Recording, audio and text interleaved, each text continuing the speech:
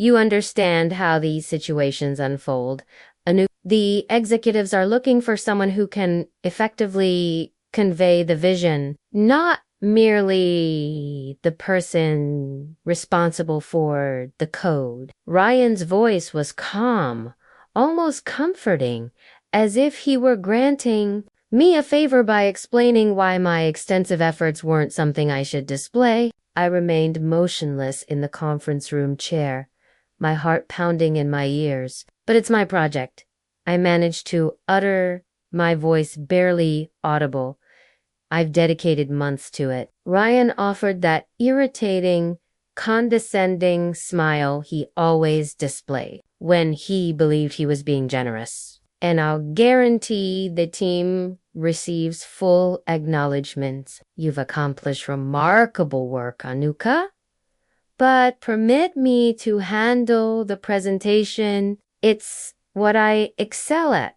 My name is Anuka Sharma. I'm 31 years old, and I've been a software engineer at Avantic Solutions for 8 years. I'm proficient in my role, or at least that's what my performance evaluations and the constant influx of challenges directed my way indicate. However, if you were to inquire with the company's senior management, they would likely struggle to even recognize me. You see, I'm not the loudest individual in a room. I dislike interrupting others, and I rarely seek attention. My parents consistently taught me that modesty and diligent work would eventually be acknowledged. My father frequently advised, don't broadcast your achievements.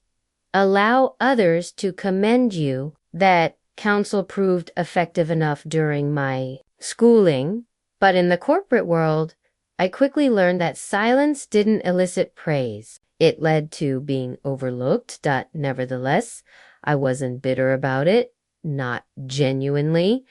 I adored my profession, constructing things from scratch, resolving issues, and creating something useful for people felt magical. I wasn't pursuing commendations. I simply desired to build something exceptional. That's what kept me at my desk late into the evening, long after the rest of my team had departed. I didn't mind sacrificing a few Friday dinners or foregoing sleep for a project I truly believed in. And this particular project, I had invested everything I had into it 3 months ago. Our company revealed intentions to completely revamp its client interface system. It was a monumental undertaking, something that possessed the potential to reshape how Advantic collaborated with its partners. The CTO, David Chun, had labeled it a moonshot project, and everyone desired a part in it.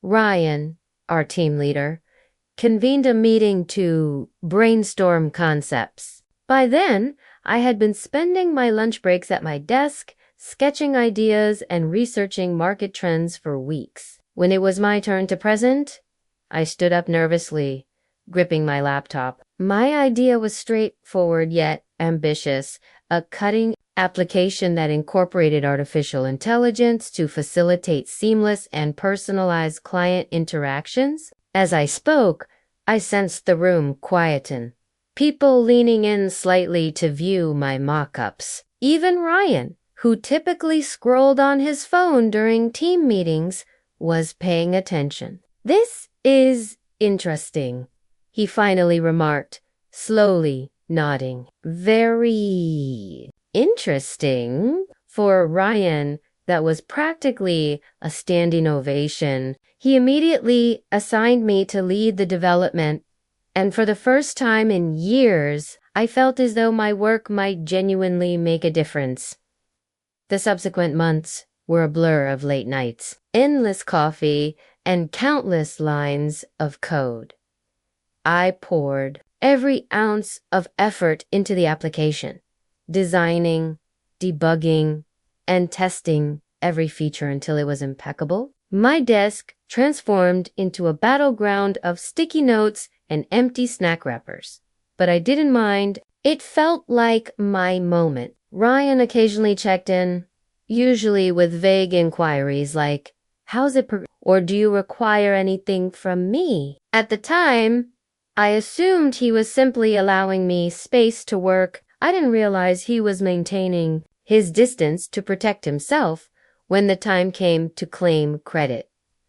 By the time the project was complete, I had crafted something I was genuinely proud of. The application wasn't merely functional, it was intuitive, elegant, and revolutionary. I even embedded a subtle signature within the coda sequence of unique markers that only I could identify. It was my way of leaving a personal imprint on something I had built from the ground up.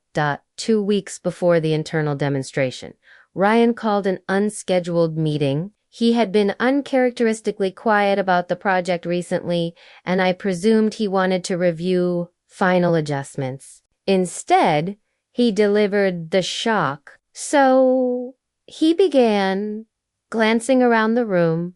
We're all prepared for the presentation next week. I'll be presenting on behalf of the team. I blinked, certain I had misheard. Wait, I said slowly. You're presenting? Of course, Ryan replied smoothly. It's my responsibility as the team leader. Don't worry, Anuka. I'll ensure the team receives recognition. But I started, my voice wavering. I've been working on this project for months. I understand it better than anyone. Exactly, he said, cutting me off. You've done incredible work, and I can't thank you enough. But the executives don't want technical jargon. They want someone who can articulate the broader vision. Trust me, it's preferable this way. The room fell silent. I looked around at my colleagues, hoping someone might support me, but no one met my gaze. Most of them hadn't been directly involved in the project and likely didn't wish to cause trouble. I wanted to dispute it, to demand what was rightfully mine, but the words wouldn't emerge. I nodded stiffly and exited the room, my stomach churning with resentment and disappointment. That evening, I phoned Maya. She was in the midst of selecting centerpieces for her wedding, but she immediately stopped when she detected the tremor in my voice. What happened? She sharply inquired. I recounted the meeting to her, my words tumbling out in a rush of fury and disbelief. He's taking it, Maya, all of it. He's going to stand up there and claim credit for everything I've accomplished. That scoundrel, she muttered. You cannot allow him to get away with this. What can I do? I asked, my voice cracking. He's the team leader. Everyone listens to him. No one will believe me. Maya was quiet for a moment. Then she asked, Do you have evidence? The question lingered in the air, sharp and deliberate. Slowly, a strategy began to take shape in my mind. Ryan's internal presentation was the initial step in a series of indignities. As I sat in the corner of the crowded conference room, arms tightly folded across my chest, I observed him impress the department heads. He clicked through slides filled with mock-ups I had created, his voice smooth and self-assured as he explained his vision. This application that I developed, he stated, gesturing dramatically toward the screen, will revolutionize how we interact with clients. It's all about fostering a seamless, experienced one that's intuitive, adaptable, and responsive. That's what I aim to achieve with this project. I felt the air leave my lungs. What he aimed to achieve, he hadn't written a single line of code. His sole contribution was approving my proposal initially. My stomach churned as I realized no one in the room would ever discover the truth.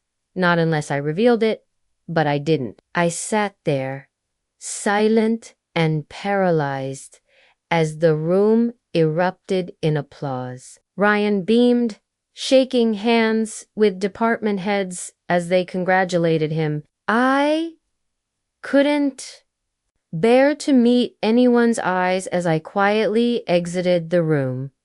That night, I lay awake in bed, staring at the ceiling. My mind raced with every potential outcome if I confronted Ryan. What if I was labeled difficult or ungrateful? What if he distorted the narrative and turned my team against me? I considered calling my parents, but I already knew what my mother would say. It's just one project, dear. Let it go. Keep working hard, and your opportunity will come. My father would concur. You don't want to make adversaries at work. Your moment will arrive. The thought intensified my anger. I didn't want to wait for my moment to arrive. I wanted to contend for it. However, the prospect of confronting Ryan, of challenging someone who wielded all the power, left me feeling small and helpless. The following morning, Maya cornered me in the break room, her arms crossed and her expression sharp. So she demanded, "What's the strategy?" I sighed, leaning against the counter. There is no strategy. What am I supposed to do, Maya? March into HR and accuse him of theft. They'd dismiss me from the building. Not if you have proof, she retorted, narrowing her eyes. You mentioned leaving a signature in the code, right? Something only you would recognize. Yes, I conceded, but that doesn't mean they'll care.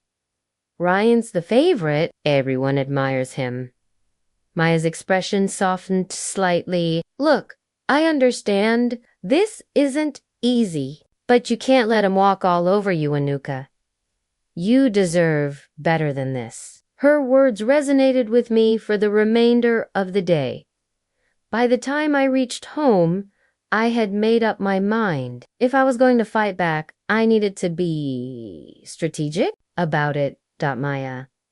And I met after work that week, huddled in a secluded corner of a small cafe a few blocks from the office. She had her wedding planner spread out on the table, but she promptly pushed it aside as soon as I sat down. Okay, she said, pulling out a notebook.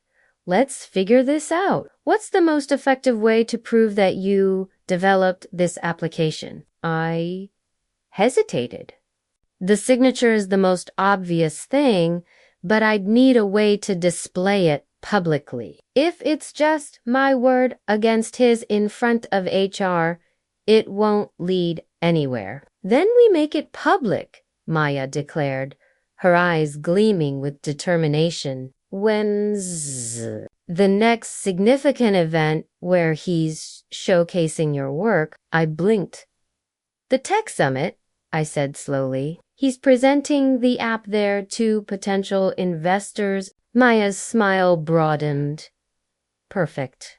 That's your moment. Over the next few weeks, we discreetly worked on the plan. Maya was relentless, pushing me to practice what I would say and meticulously double-check every detail. She compelled me to visualize the moment I would unveil the signature, forcing me to confront my fear of speaking in front of an audience. What if it backfires? I asked one night, my voice trembling. What if Ryan twists it and makes me appear as the villain? Then you keep fighting, Maya stated firmly. You have the truth on your side, Anuka. That's something he cannot counterfeit. Despite her encouragement, the stakes weighed heavily on me. Ryan wasn't just my manager. He was well connected with allies in upper management. If I failed, it wouldn't merely damage my career, it would brand me as a troublemaker, someone who couldn't be trusted at work. At the office, I maintained appearances. I nodded courteously in meetings, answered Ryan's questions when asked, and smiled through gritted teeth whenever he displayed the application to our colleagues. But beneath the surface, I was a bundle of nerves. Each time Ryan mentioned the tech summit, I felt a fresh surge of anxiety. "Anuka," he said one afternoon, stopping by my desk, "I simply wanted to express how much I value all your hard work on this project. It's been incredible to witness its development." I stared at him, suppressing the urge to say something sarcastic. "Thanks," I said stiffly. He grinned. "I believe this will be a significant triumph for the company and for the team, of course." As he walked away, Maya appeared at my desk, her eyebrows raised. "He's overdoing it, isn't he?" "Too much," I muttered. "It's as if he suspects something." "Well, let him fret," Maya said with a shrug. "He deserves it. The night before the summit, I couldn't sleep. I spent hours reviewing the plan, rehearsing my speech, and meticulously triple-checking the code. My laptop sat open on the desk, the signature glowing on the screen like a lifeline. It was undeniable proof that the application was mine, and I was finally prepared to reveal it to the world. When I eventually crawled into bed, exhaustion overwhelmed me. But instead of the usual doubts and fears, I felt something different. Hope. The tech summit was precisely as I had envisioned it. Sleek, bustling, and incredibly daunting. The venue, a towering conference center in the heart of the city, was filled with industry leaders, investors, and journalists. The murmur of conversations permeated the air, blending with the faint clatter of keyboards and the soft glow of digital screens. Everywhere I looked, people were networking, exchanging ideas, and pitching dreams. And then there was me, nervously adjusting the hem of my blazer, clutching my laptop bag as if it were a lifesaver, and silently praying I wouldn't stumble over my words when the moment arrived. "Relax," Maya whispered, giving my arm a reassuring squeeze. She was here as my +1, claiming she needed a break from wedding planning, but I knew she had cleared her schedule solely to support me. "You've got this. Just stick to the plan." I nodded, though my heart was pounding. Ryan was scheduled to present in less than an hour, and my stomach churned at the thought of enduring another performance where he showcased my work as his own. But this time would be different. This time, I was ready. The auditorium was immense, with rows of plush seating and a stage flanked by towering screens. I took a seat near the back, retreating into the shadows as Ryan walked onto the stage. He was impeccably dressed, his movements confident and self-assured as he approached the podium. "Good afternoon, everyone," he began, his voice smooth and commanding. "I'm delighted to be here today to present something truly groundbreaking. Over the past few months, I have been diligently developing an application that will redefine how our company interacts with clients." The screens behind him illuminated with images of the application and I felt a fresh surge of anger rise within me. He launched into his pitch, detailing the features and benefits with the effortless skill of someone who had rehearsed every line flawlessly. "As you can see," he said, gesturing toward a live demo on the screen, "this application is entirely focused on creating a seamless, personalized experience. It's adaptable, intuitive, and designed to evolve with the needs of our clients." The audience murmured appreciatively, and I gripped the edge of my seat, my nails digging into the fabric. Every word he uttered felt like a blow. This was my work, my vision, and he stood there basking in the spotlight as if he had built it himself. I glanced at Maya, who gave me a subtle nod. It was time. With trembling hands, I opened my laptop and connected to the auditorium's network. I had spent hours practicing this, ensuring every step was perfect. All it took was a few keystrokes, and the live demo on the screen flickered. For a moment, the room was silent, save for the faint hum of the equipment. Then, in bold letters across the bottom of the screen, a message appeared, developed by Anuka Shah. The murmur in the audience transformed into a collective gasp. Ryan froze mid-sentence, his face paling as he turned to look at the screen behind him. For a moment, he appeared bewildered, as if attempting to comprehend what had just transpired. What? He stammered, spinning back toward the audience.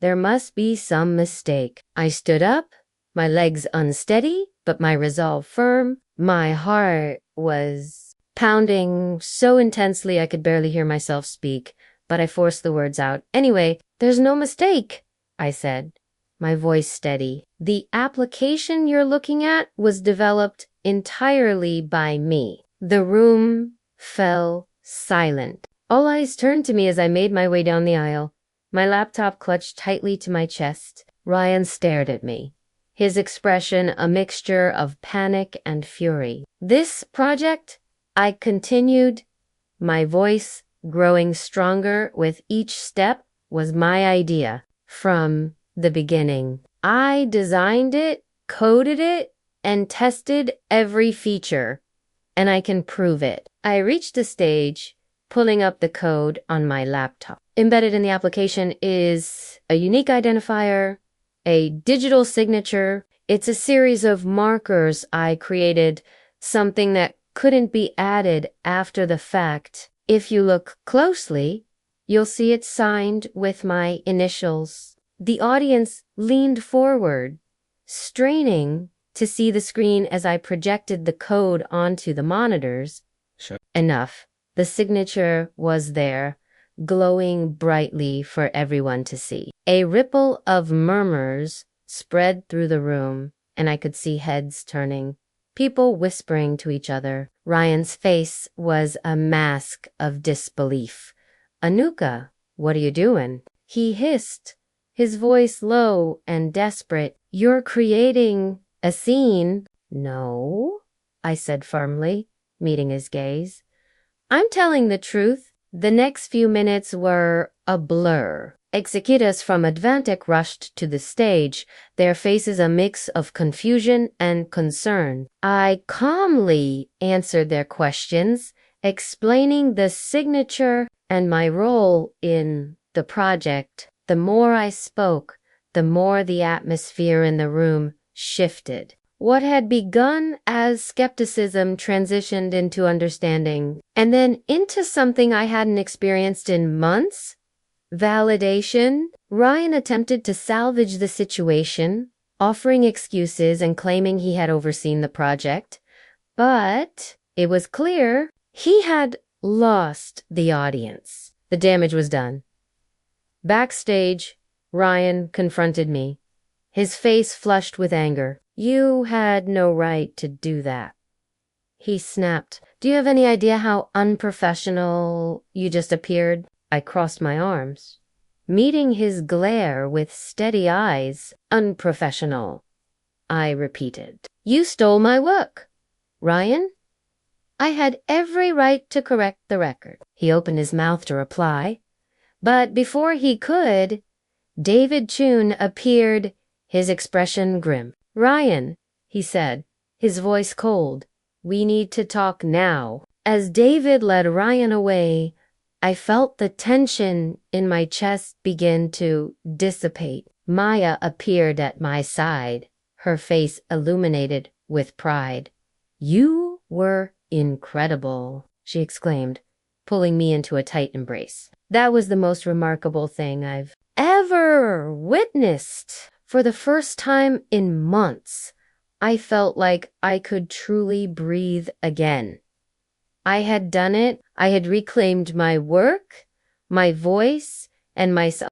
The tech summit concluded in disarray. Ryan vanished shortly after his backstage meeting with David Chun, leaving a flurry of unanswered questions and speculative whispers in his wake. For the rest of the day, colleagues and attendees stopped me in the hallways, their expressions ranging from surprise to genuine admiration. "Anuka, that was audacious," one coworker cautiously remarked. "I never knew you had it in you." "I always recognized your talent," another chimed in. "But wow, that took courage."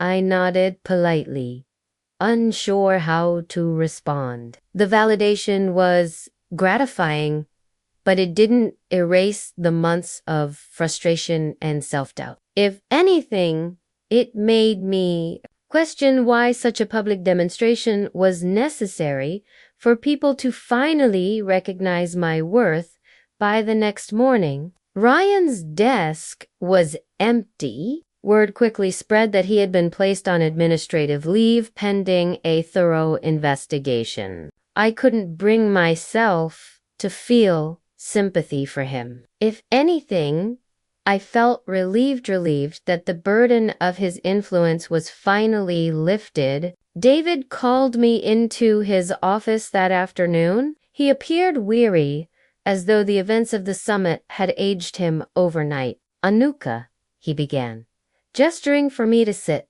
"First, I owe you an apology. We should have detected this sooner." I blinked, surprised.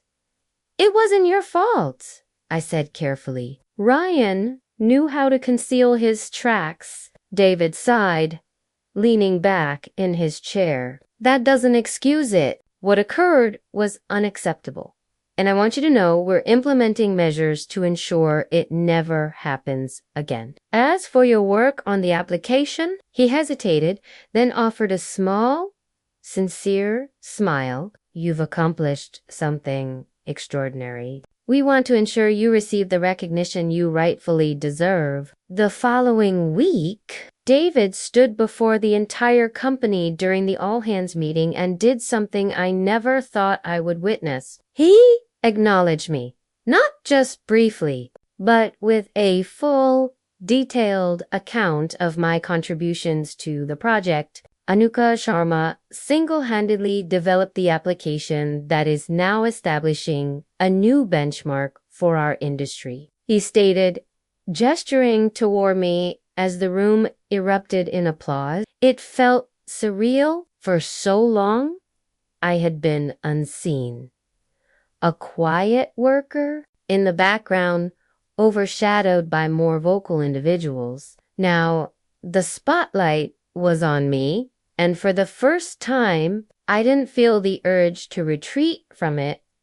The company offered me a promotion shortly thereafter, along with the opportunity to lead my next project. Initially, I wavered. A part of me worried that stepping into the public eye again might invite more scrutiny or, worse, another Ryan. But Maya's voice resonated in my head. "You deserve better than this." And so I accepted. Slowly, I began to rebuild my self-assurance, embracing the aspects of myself I had always been reluctant to display. I spoke up more frequently in meetings, sought feedback from colleagues, and even started mentoring junior developers. The more I challenged myself, the more I realized that being visible didn't equate to being vulnerable. It meant being courageous. Months after the summit, life felt different, not dramatically so. I still spent my mornings battling my alarm clock and my evenings unwinding with tea and a book. But there was a subtle shift, an underlying current of confidence that hadn't been present before at work. I no longer hesitated to share my ideas in meetings. I raised my hand instead of waiting for someone to call on me. I established boundaries when my workload became excessive, and I didn't apologize for claiming credit where it was due. It wasn't effortless. Decades of remaining silent couldn't be undone overnight, but I was learning incrementally that my voice mattered.